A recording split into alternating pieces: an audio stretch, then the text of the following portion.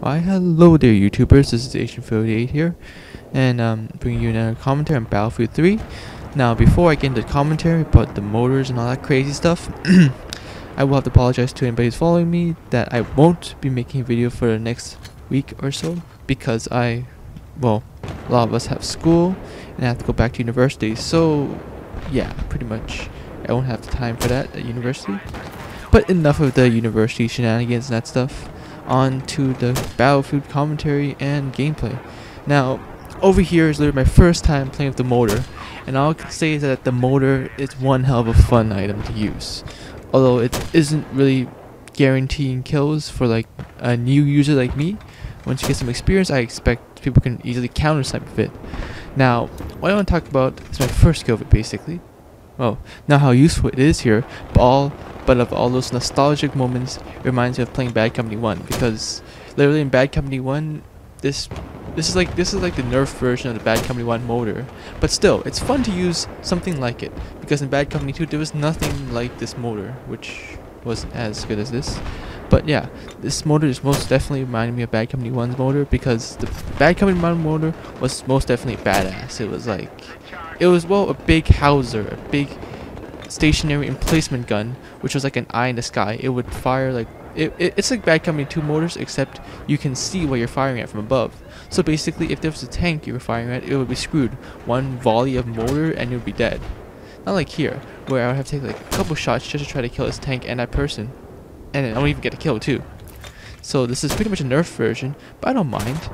Oh yeah, and that guy killing me, it reminds me a lot of those team killers, because there was friendly fire in Bad Company 1. Heck, there was no excuse like for you accidentally killing your friend. Well, especially when using a motor. Not to mention, especially the fact that since the motor was so powerful, a lot of people would just fight over it. Like if I would get in the motor, and then someone would want to get in the motor too. So if he wanted to get in the motor, he would have to knife me off it. And it would be such a ridiculous battle there. Good thing I took out friendly fire in Bad Company 2. Almost completely. Yeah, so that pretty much does remind me of those moments. Although I do wish the motor was a bit more powerful. I'm guessing, like I said before, portability for you sacrifice power for portability. And that's what I like about it. That was my one complaint in Bad Company 2, that the motor in Bad Company 2 wasn't that great. Because easily, if you were a decent tank driver and you got hit once, you would like the first volley of mortars, because it would come in 2 waves, you would easily back up and run away from it. So which pretty much left tank campers OP.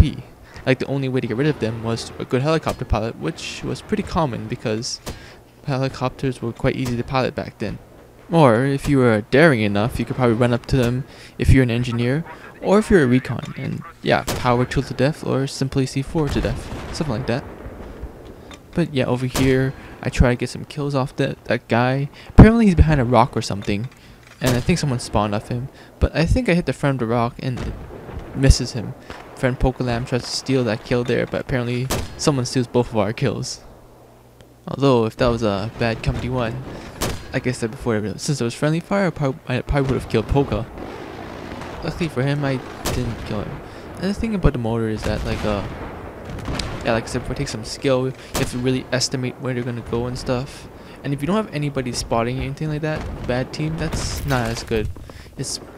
I don't like it is on like close quarter city maps, like Sign River and like the first part of Operation Metro, because like there are always these choke points where you're out in the open and you hear a random mortar whizzing by, and everybody would be clumped up, so it does massive damage to everybody. Like it wouldn't kill them, but it would piss the heck out of them. So pretty much it would clear it for them. Like I said before, the mortar is not an OP weapon. It's pretty balanced, because I'm guessing this is assuming there'd be more than one motor in the field.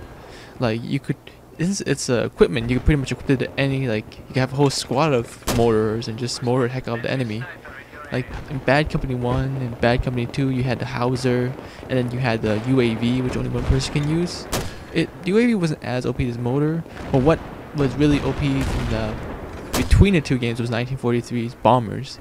Those were OP because like they pretty much were like, they weren't just motors, they were like a whole 3 bombing planes full of bombs. And pretty much I'm guessing if you lined up the whole team under them, a decent player, a decent user of the bombers could probably wipe out the whole team.